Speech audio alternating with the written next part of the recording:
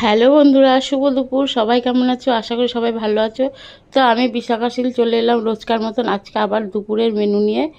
তো দেখো, বৃষ্টি তো অনবরত হচ্ছেই, আর বৃষ্টি তো থামছেই না, যখন খুশি তখন নামছে।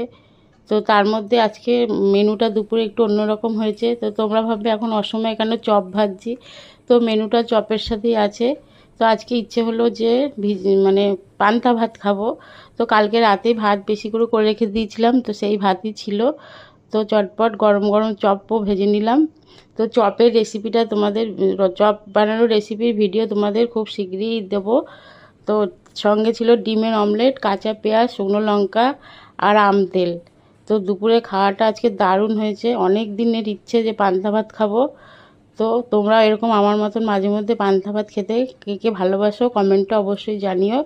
সত্যিকারই দারুণ লাগলো, অনেক অনেক দিন পর এরকম পান্তা ভাত খেলাম চপ দিয়ে, তা আবার ঘরে ভাজা।